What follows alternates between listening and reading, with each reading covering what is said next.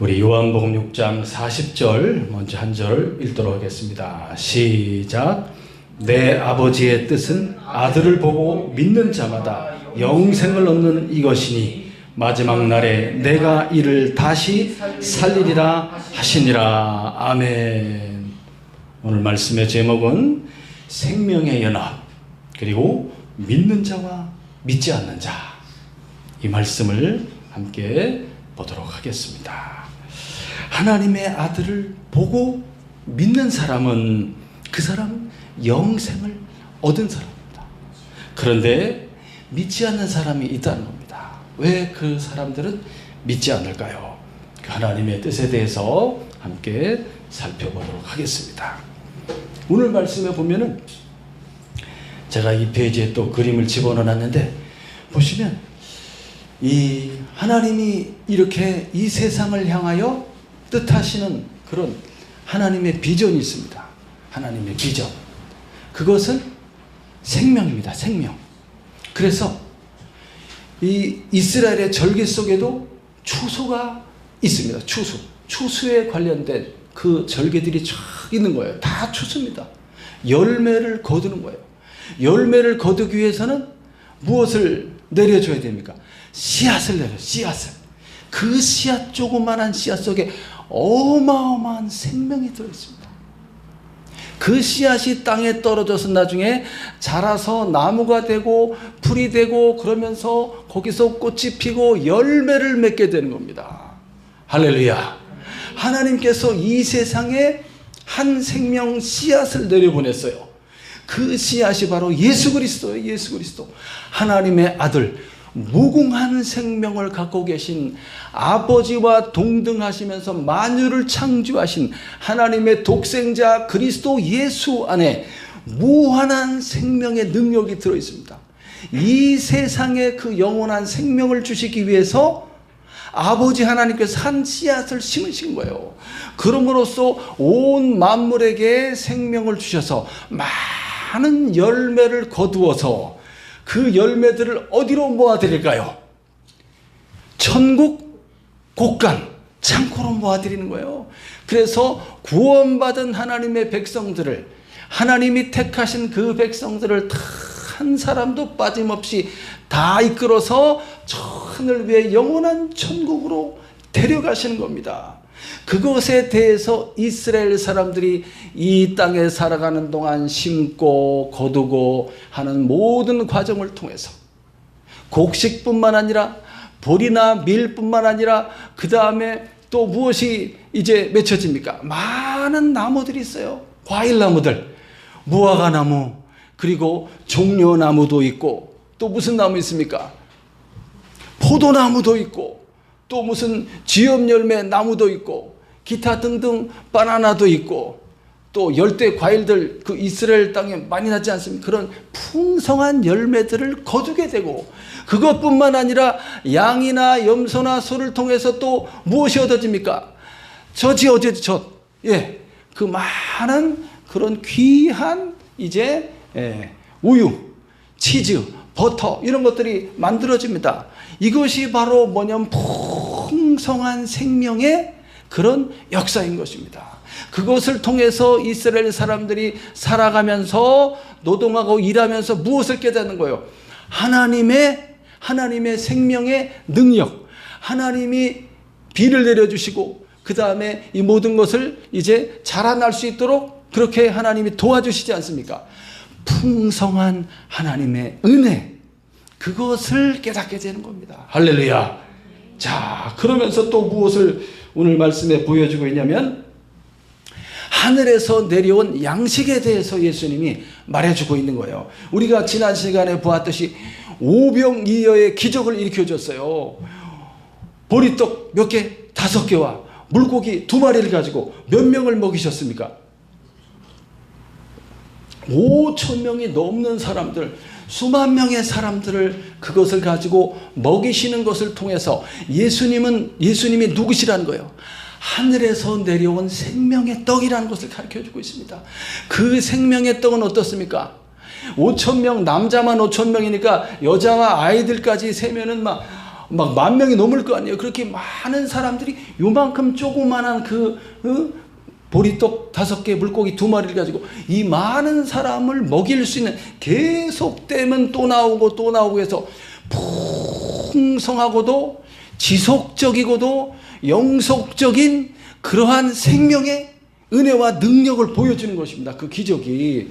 그것을 통해서 많은 사람들이 어떻게 됐어요? 배부르게 됐어요. 배부르게. 행복한 거예요. 행복하게. 배부르게 되는, 그것이 영적인 의미가 있다는 거예요. 우리 주 예수님이 바로 우리에게 영원한 생명을 주시는 그러한 생명의 주님이시라는 거예요. 그 예수님을 믿을 때 생명이 이렇게 연결되는, 연결됨으로써 무한한 생명이 우리 안에 지속적으로 공급된다는 거예요. 할렐루야. 공급의 원리, 그것을 보여주고 있습니다. 그 다음에 오늘 말씀에서 아버지의 뜻이 무엇인지에 대해서 나와 있고, 그 다음에 그 아들 그리스도 예수를 통하여 주시는 구원이 택하신 사람들을 하나님이 불러내신다는 그 뜻이 들어 있습니다.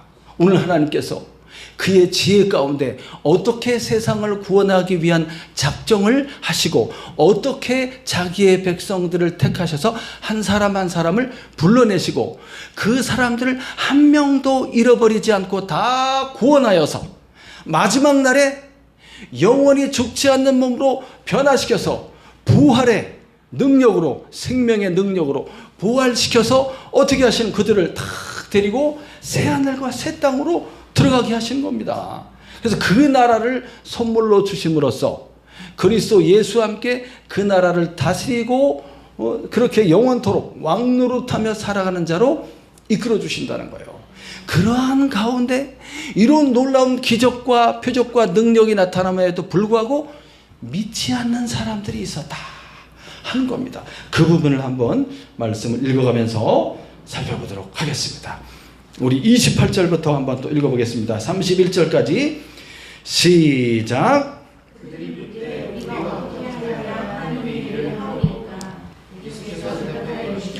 하나님께서 보내신 일을 믿는 것이 하나님의 일이니라 하시니, 그들이 묻되 그러면 우리가 보고 당신을 믿도록 행하시는 표적이 무엇이니까? 하시는 일이 무엇이니까? 기록된 바 하늘에서 그들에게 떡을 주어 먹게 하였다 함과 같이 우리 조상들은 광야에서 만나를 먹었나이다. 여기서 예수님께 질문하고 있는 이 사람들은 유대인이면서 바리새인들입니다. 바리새인들, 율법주의자들이죠. 자, 이 사람들이 뭘 물어봤어요? 어떻게 해야 하나님의 일을 하는 것입니까? 여기서 하나님의 일은 원에 보면 복수로 나와 있어. 하나님의 일들을 하는 것입니까?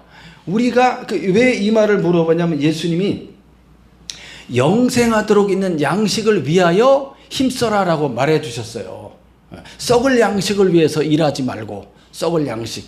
왜냐하면 예수님이 오병이의 기적을 일으켜서 많은 사람들을 먹이시는 그 놀라운 표적을 보고서 이 사람들은 예수님을 왕으로 삼는다면 우리가 먹을 걱정이 없고, 이런 능력 있는 자가 우리의 왕이 된다면 우리를 지켜주고, 그러니까 세속적이면서 이 세상적인 정치적인 그런 왕으로 모시려고 했던 거죠. 예수님은 그런 목적을 위해서 온 것이 아니고 그리스도의 나라는 하늘에 있습니다. 죄와 사망에 빠진 이 인간들을 구원하기 위해서 자기의 목숨을 대속물로 주어서 대신 생명 바쳐 죽기 위해서 예수님이 오신 것이지 않습니까? 그렇기 때문에 그들을 피하여 예수님이 숨었던 것이고, 다시 주님을 만났을 때 이제 예수님이 이 사람들에게 영생하도록 있는 양식을 위해서 일해야 된다 이렇게 말했더니, 이들이 어떻게 하는 것이 하나님을 위해서 일하는 거냐고 물어보는 거예요. 그러니까 영생을 얻기 위해서 어떤 대가를 우리가 지불해야 됩니까? 어떤 노력을 해야 됩니까? 어떤 일들을 해야 됩니까? 이거를 이제 예수님한테 물어본 겁니다. 여러분 어떻게 생각하십니까? 구원을 받고 영원한 생명을 얻으며 자유와 행복을 누리고 영원한 천국에 들어가는 이것이 어떤 인간의 의로운 행위를 통해서 얻어지는 것입니까? 그렇지 않습니다. 인간이라는 것은 너나 나나 할 것 없이 참 연약하고 부족함의 죄인들입니다. 완벽하고도 완전하게 의로운 삶을 살아갈 수가 없어요. 그럼에도 불구하고 이 바리새인들은 어떤 일과 행위를 함으로써 공적을 쌓음으로써 그렇게 함으로써 영생을 얻을 것이라고 잘못 생각하고 있는 거죠. 그래서 그 사람들에게 예수님이 뭐라고 말해줍니까? 어떤 일을 해서 영생을 얻는 것이 아니라 하나님께서 보내신 그 사람, 그를 믿는 것이 하나님의 일이다, 이렇게 말했어요. 영생을 얻는 방법은 하나님 아버지가 보내주신 분, 지금 이 대화를 하고 있는 가운데 여기 서 계신 이 예수 그리스도입니다. 예수님, 그분이 조금 전에 5천 명을 먹이시는 기적을 일으키신 분이고, 이 조그마한 떡을 가지고 이 예수님을 누가 보내셨다는 거예요? 하나님이 보내셨다는 거예요. 여기서 말하고 있는 하나님은 누굽니까? 이 유대인들이 믿고 있는 여호와라고 이름하는 하나님 아버지를 가리킵니다. Father, 하나님 아버지. 근데 그 하나님 아버지에게 누가 있다는 거예요? 하나님 아버지를 쏙 빼닮은 하나님의 아들이 있다는 겁니다. 하나님의 아들. 그분은 유일무이한 오직 하나밖에 없는 아들입니다. 그래서 독생자라고 하고, 그 독생자이신 예수님은 영원 전부터 하나님 아버지와 함께 계셨던 분이에요. 그분이 지금 이때에 지금으로부터 BC 2000년 전, BC 2000년 전이니까 지금부터 2000년, BC 4년에 예수님이 이 세상에 하나님의 아들로서 인간이 되어 세상에 들어오실 겁니다. 이 세상을 구원하기 위해서 예수님이 들어오신 것이죠. 자, 그래서 하나님 아버지가 지금 이 예수님을 보냈다라는 사실을 믿어야 된다는 거예요. 지금 여기 서 있는 이 예수라는 분은 누구라는 거예요? 그 예수라는 분은 하나님의 아들이시고 그가 곧 세상을 구원할 메시아라는 거예요. 메시아. 그리스도라는 사실입니다. 자, 그래서 그리스도께서 신적인 권능을 통하여 표적을 지금 보여주고 있는 거예요. 아버지가 세상에 보내신 사람들이 많이 있었죠. 우리는 그 사람들을 누구라고 말하죠? 아버지가 이렇게 보내신 사람들. 하나님의 종, 선지자들.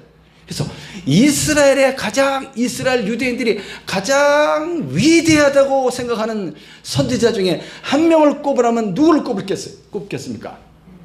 모세입니다. 모세.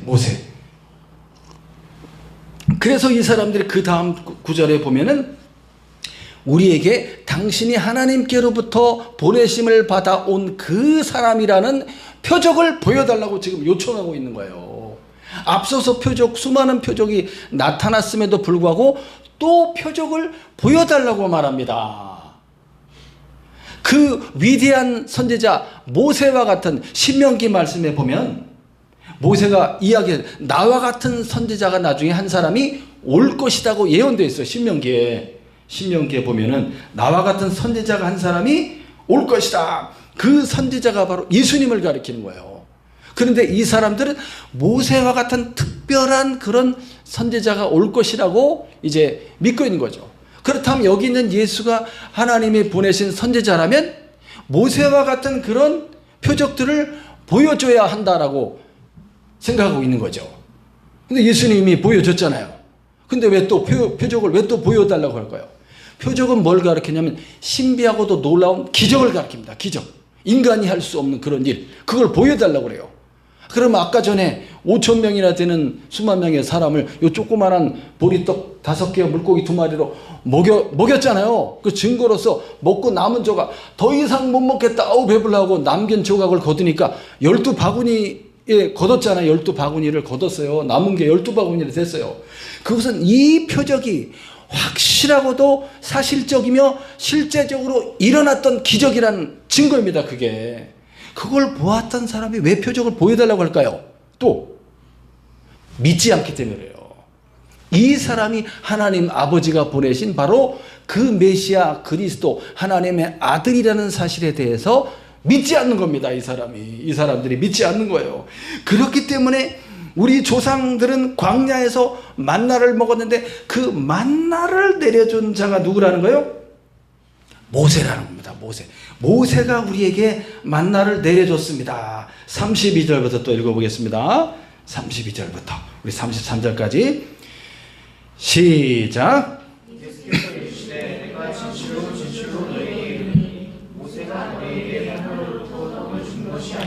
내 아버지께서 너희에게 하늘로부터 참떡을 주시나니 하나님의 떡은 하늘에서 내려 세상에 생명을 주는 것이니라. 모세가 위대한 기적을 나타내서 사람들에게 이렇게 만나를 내려줬다. 모세가 준 게 아니에요. 실제로 누가 줬어요? 하나님께서 하늘의 창고를 열어 거기서부터 이 조그만한 하얀 씨앗을 내려줬어요. 갓이라는 그런 열매 있잖아요. 갓이라는 그 풀 있잖아요. 갓씨와 같다. 아주 작은 조그만한 씨앗을 이제 밤에 이슬이 내릴 때 이슬과 함께 그거를 내려줬습니다. 그래서 광야에서 양식이 없잖아요. 하나님이 그들을 먹이시는 거예요. 먹이시고 입히시고 목마른 자들을 마시게 함으로써 그 광야에서 죽지 않고 배고프지 않고 목마르지 않게 인도해 가시는 바로 그 기적을 일으켰던 거죠. 근데 모세가 한 게 아니에요. 모세는 다만 하나님의 종으로서 쓰임 받았을 뿐이고 그런 능력을 행사하게 하신 분은 하나님이셨다. 하늘에서 하얀 가루가 내려와요. 그래서 하나님께서 미리 말씀해 줍니다. 모세를 통해서 뭐라고 그랬습니까? 매일매일 이 양식을 내려줄 것이다. 그리고 이제 안식일 날은 7일째 되는 날 안식일이잖아요. 안식일 날은 쉬는 날이기 때문에 나가지 말으라고 그랬어요.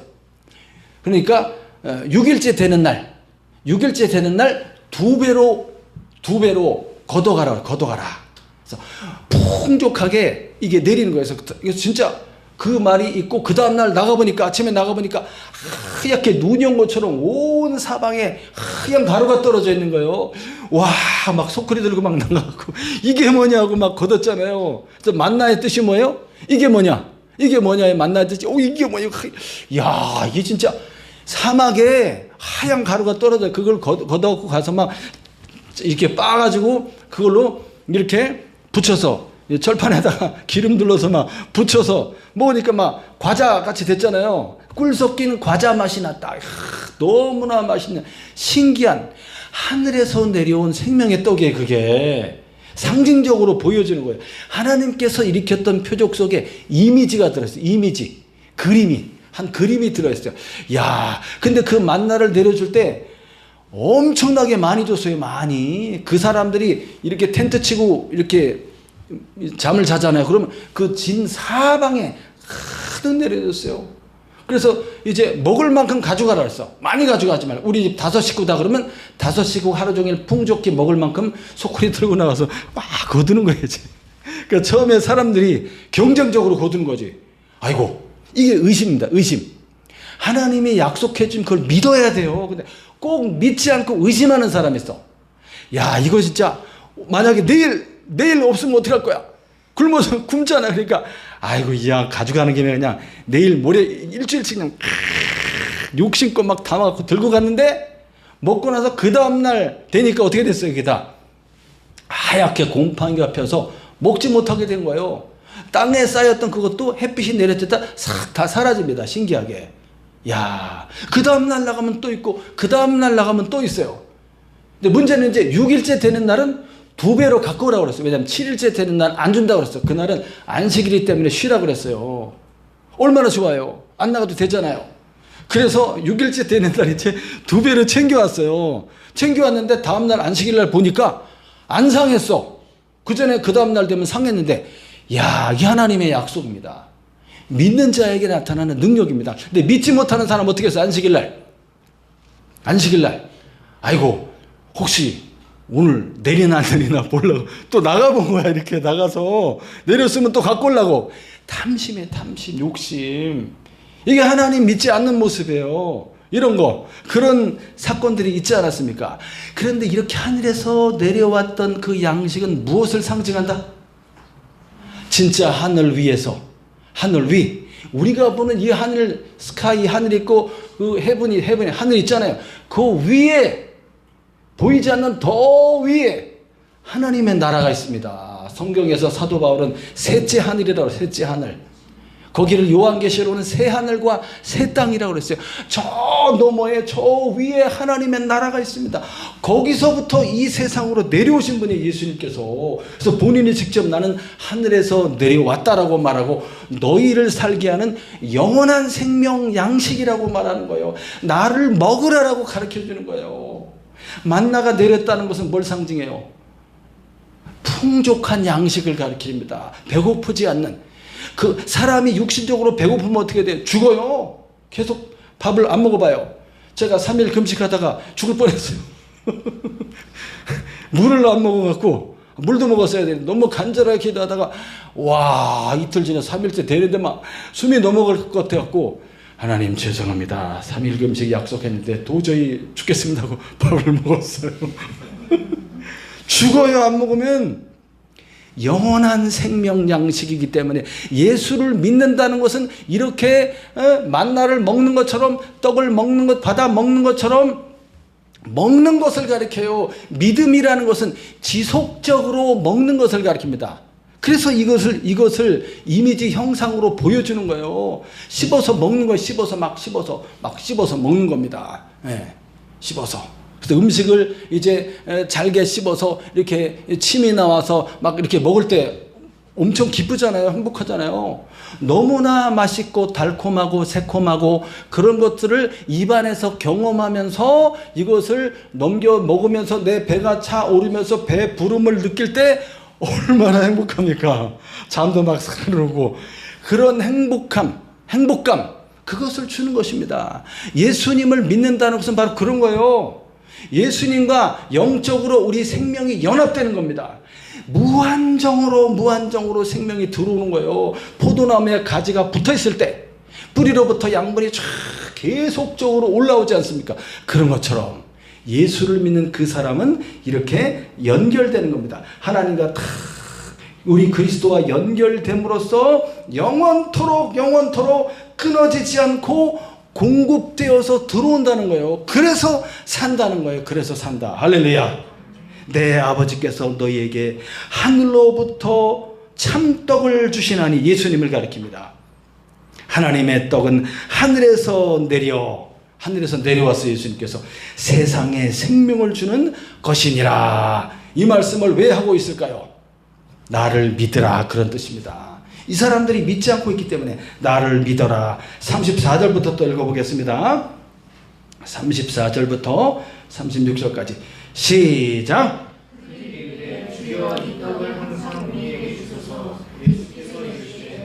생명의 떡이니 내게 오는 자는 결코 줄이지 아니할 터요 나를 믿는 자는 영원히 목마르지 아니하리라. 그러나 내가 너에게 이르기를 너희는 나를 보고도 믿지 아니하는도다 하였느니라. 여기가 포인트입니다. 나를 보고도 믿지 않는구나. 야, 구약의 사람들, 특히 아브라함은 이제 예수님 오시기 2000년 전 사람이지 않습니까? 아브라함을 택하셔서 그의 후손으로 하나님의 아들 그리스도 예수가 세상에 아브라함의 후손으로 들어오시는 거예요. 그래서 만민을 구원하기 위해서. 근데 아브라함은 앞으로 오실 예수 그리스도에 대해서 아브라함은 전혀 볼 수가 없잖아요. 자기 후대 2000년 후에 오실 분인데, 그러나 아브라함은 어떻게 했다고 그랬습니까? 오실 그리스도에 대해서 안 봤는데 본 것처럼 믿었다고 그랬어요. 아브라함이 내 후손을 통해서 하나님 아버지가 이루실 구원에 대해서, 그 구원자가 바로 하나님의 아들 그리스도 예수라는 사실에 대해서 아브라함이 믿었던 겁니다. 그리고 이제 예수님 이후의 사람들은 어떻습니까? 예수님 이후의 사람들, 우리와 같은 사람들, 우리는 예수님 못 봤잖아요. 그럼에도 불구하고 이 믿음을 갖고 있습니다. 이게 놀라운 겁니다. 놀라운 거. 보지 않고 믿는 자가 복되도다. 그렇다면 예수님이 있었던 이 현장에서 지금 예수님과 대화를 하고 있고 기적을 체험하고 있었던 이 유대인 바리새인들은 그 예수님을 보고도 믿지 않고 있다는 이 사실이 안타깝다는 거야. 안타깝다는 겁니다. 야, 예수님 34절에 이 사람들이 뭐라고 말해요? 주여 이 떡을 항상 우리에게 주소서. 계속 기적 일으켰던 그 떡에 대한 것에만 관심이 있어요. 떡에 대한 거. 아까 뭐라고 그랬어요? 예수님이 하늘로부터 내려오는 참 떡이라고 그랬고, 그래서 세상에 생명을 주는 거라고 그랬잖아요. 그랬더니 이것이 영적인 메시지인데 계속 육적인 관점에서 생각하는 거예요. 이 떡만을 그냥 계속 먹을 수 있게 해주신다면, 먹을 걱정 없는 세상이 우리에게 주어진다면, 우리 일하지 않고 그냥 놀면서 그냥 주님이 주시는 떡 먹으면서 그냥 아이고 좋다 이렇게 하고 살려고 그러는 거예요. 항상 육적인 욕망에 관심을 갖고 영의 양식인 그것을 육의 양식으로 오해하면서 그 떡을 항상 우리에게 주십시오라고 지금 말하고 있는 거죠. 예수님이 다시 또 반복해서 말해줍니다. 나는 생명의 떡이다. 내게 오는 자는 결코 줄이지 아니할 터이요 나를 믿는 자는 영원히 목마르지 아니하리라. 그래서 먹는 것과 믿는 것이 같은 개념이에요. 이게 대단히 신기하다는 거예요. 여러분, 하나님 나라 천국에 가면 뭐가 있다고 그랬어요? 생명수의 강이 쫙, 생명의 강이 흘러. 그 물을 먹는 자마다 어떻게 된다고 그랬어요? 영원히 목마르지 아니하며, 그 다음에 영원한 생명을 주는 거예요. 그 생수가. 그게 천국에 있어요. 그리고 그 생명의 강 좌우에 나무들이 쫙 있다고 그랬는데, 그 나무들은 생명나무라고 그랬습니다. 생명나무. 근데 달마다 계속 새로운 열매가 맺힌다고 그랬어요. 이야. 그래서 우리의 이제 아까도 처음에 40절 읽어봤지만 마지막 날에 우리를 다시 살린다고 그랬어요. 다시 살린다. 부활. 그래서 다시는 죽지 않는 몸으로 변화시켜서 우리의 모든 감각과 우리의 모든 이런 기능들이, 몸의 기능이 다 살아있는 거예요. 그래서 먹을 수가 있습니다. 맛볼 수 있고, 먹을 수 있고, 씹을 수 있고, 삼킬 수 있고, 완전히 소화돼서 화장실 갈 일은 없어요. 완전히 흡수되는 그러한 능력 있는 몸으로 변화되죠. 그래서 천국에 생명나무가 있는데 달마다 새로운 과실이 열려요. 새로운 게. 어떨 땐 달콤한 거, 어떨 땐 새콤한 거, 어떨 땐 새콤달콤한 거, 어떨 때는 그렇게 어떻게 저렇게 조화롭게. 우리가 생각하는 과일의 개수는 몇 가지 정도 돼요? 과일. 사과, 배, 감, 해서 쭉 하면 예를 한 100가지 된다고 생각하면, 이 세상에 있는 맛있는 과일들이 100가지 정도 있다고 생각하면, 하나님께서 계속 생명나무를 통해서 달마다 새로운 과실을 맺게 할 텐데, 그 세계는 영원한 세계잖아요. 영원토록 새로운 것을 만들어낼 수 있는 창조의 능력이 누구한테 있어요? 하나님 아버지께 있는 것입니다. 할렐루야.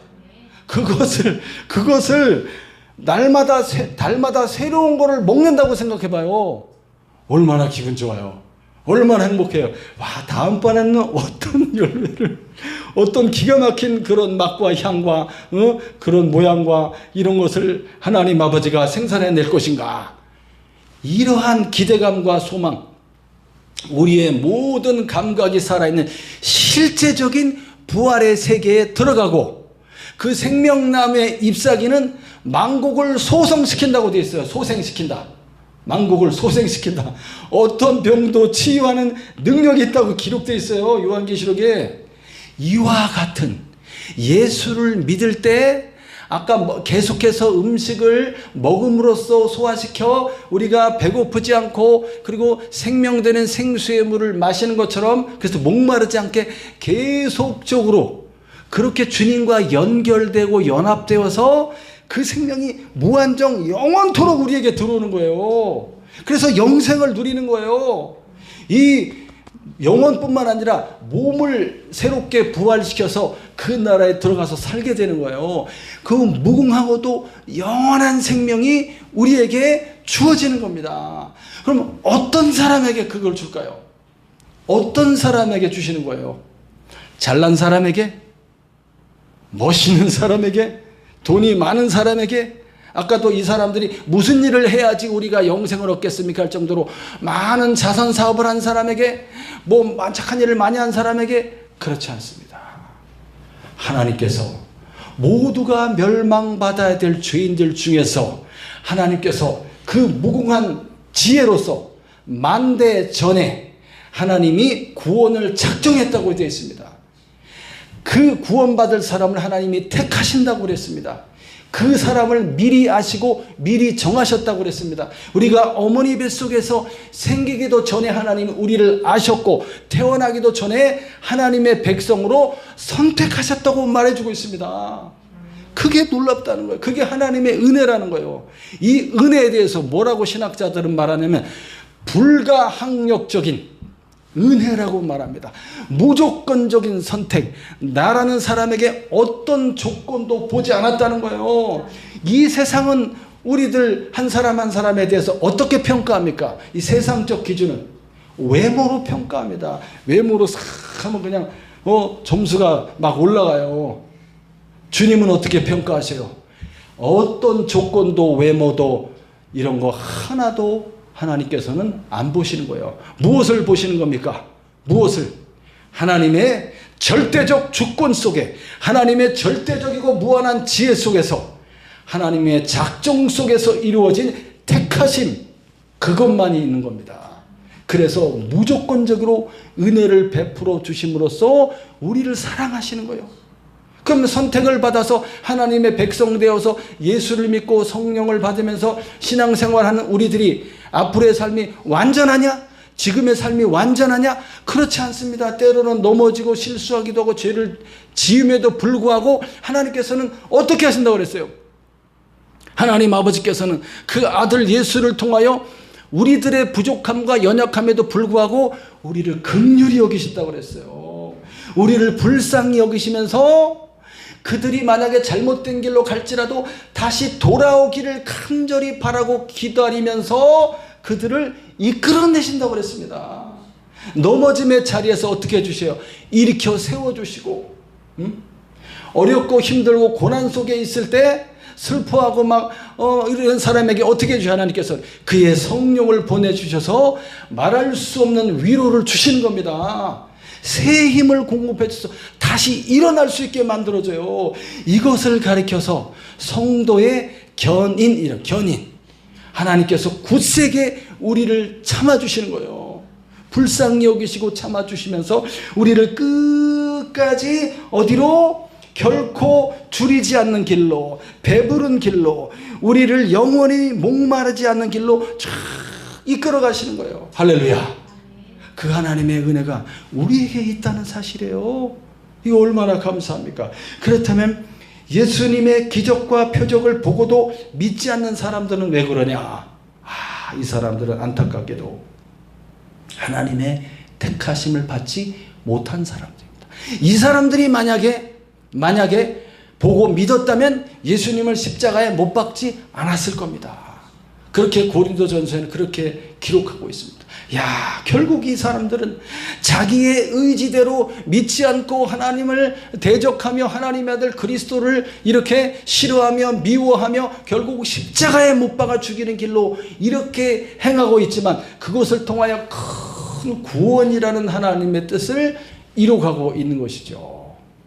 그럼에도 불구하고 오늘 우리를 이렇게 은혜를 베푸셔서 하나님의 구원받는 하나님 백성의 자리에 이끌어 주시고 우리를 예수를 믿게 해 주셨다는 것은 놀라운 은혜가 아닐 수 없다는 겁니다.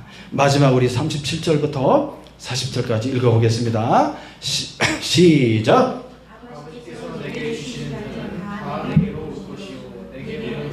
내가 결코 쫓아내지 아니하리라. 내가 하늘에서 내려온 것은 내 뜻을 행하려 함이 아니요 나를 보내신 이의 뜻을 행하려 함이니라. 나를 보내신 이의 뜻은 내게 주신 자 중에 내가 하나도 잃어버리지 아니하고 마지막 날에 다시 살리는 이것이니라. 내 아버지의 뜻은 아들을 보고 믿는 자마다 영생을 얻는 이것이니 마지막 날에는 내가 이를 다시 살리리라 하시니라. 할렐루야. 하나님 아버지께서 내게 주시는 자, 이게 하나님의 구원 작정 속에서 택하신 백성들을 가리킵니다. 그들을 하나님 아버지가 예수 그리스도께 주셨고 예수 그리스도는 내게 온 하나님의 백성 그리스도의 사람들에 대해서 결코 단 한 사람도 내쫓지 않는다고 그랬어요. 다 품어 안으시는 거예요. 우리 주님이 다 품어 안으시는 거예요. 비록 부족하고 비록 못나고 비록 실수하고 비록 죄가 많은 인생이라 할지라도 하나님이 택하여 보내주신 그 사람들을 다 품어 안으시는 겁니다. 할렐루야. 그리고 하나님의 뜻은 뭐라고 그랬어요? 나를 보내신 하나님의 뜻, 예수를 이 세상에 보내신 하나님의 뜻은 뭐라고 그랬습니까? 내게 주신 그 사람들을 하나도 잃어버리지 않는 것이다. 하나도 잃어버리지 않는 거예요. 한 사람도 잃어버리지 않고 끝까지 찾아가서 구원해 내시는, 이것이 바로 하나님의 인내이고, 이것이 바로 그리스도의 사랑이고, 이것이 바로 우리 주 예수님의 신실하심. 끝까지 일한다. 신실하다는 뜻은 뭐냐면 끝까지 일한다. 끝까지 믿어준다는 겁니다. 믿어준다. 그래서 우리가 예수를 믿는 우리는 그리스도 예수 안에서 이 믿음을 가진 우리들은 우리의 이제 인간 관계 속에서 상대방에 대해서 믿어야 된다는 겁니다. 믿지 않고 의심하면 죄로 빠져요. 아버지는 아들을 믿고, 부모는 자녀를 믿고, 자녀는 부모를 믿어야 돼요. 형제는 형제에 대해서 믿음을 갖고 있어야 됩니다. 야, 저놈이 나를 배신했구나. 야, 저 언제 사람 될까? 이러면서 막 미워하고 저주하면 안 된다는 거예요. 비록 지금은 그렇게 보일지라도 그 사람의 미래가 결코 그렇게 끝날 것이 아니다. 그렇게 끝날 거라고 단정하면 안 되는 거예요. 하나님의 택하심이 어디에 있는지 우리가 다 알 수 없습니다. 그렇기 때문에 긍정적으로 봐야 돼요. 인간 관계 속에서 그 사람을 함부로 단죄하면 안 된다는 거예요. 긍휼과 불쌍히 여기시는 하나님의 사랑으로 그 관계를 어떻게 해야 돼요? 관계 속에서 믿어야 돼요. 믿어주고 인내하고 참고 기다려주는 것이 필요합니다. 그럴 때 이 세상이 행복해지는 겁니다. 가정이 행복해지는 거예요. 서로 믿어줄 때. 할렐루야. 자, 그래서 한 사람도 잃어버리지 않도록 끝까지 책임지시고 구원해 내시는 겁니다.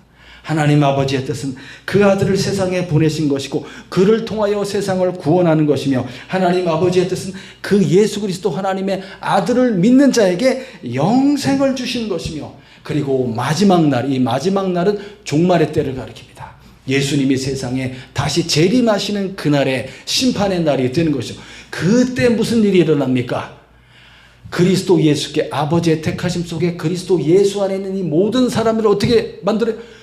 다시는 죽지 않는 몸으로 변화시키는 부활 생명으로 이끄는 거예요. 그래서 영원한 하나님 나라 새하늘과 새 땅으로 들어가게 하시고 그 천국의 나라를 기업으로 상속받게 하셔서 주님과 함께 그 나라를 다스리는 자로 살아가게 되는 거예요. 언제까지? 영원 무궁토록. 무엇을 가지고? 그리스도 예수와 하나님 아버지의 생명의 능력을 받아서 모든 지혜와 모든 다스리는 권능과 모든 영광을 얻음으로써 무한한 세계를 누리면서 그 창조의 세계를 함께하는 거예요. 하나님 아버지와. 할렐루야. 기쁘고 행복한 삶이 우리 앞에 놓여져 있다는 사실입니다. 믿으시기 바랍니다. 오늘 말씀의 결론을 맺겠습니다. 우리에게 필요한 것은 무엇입니까? 믿음입니다. 믿음.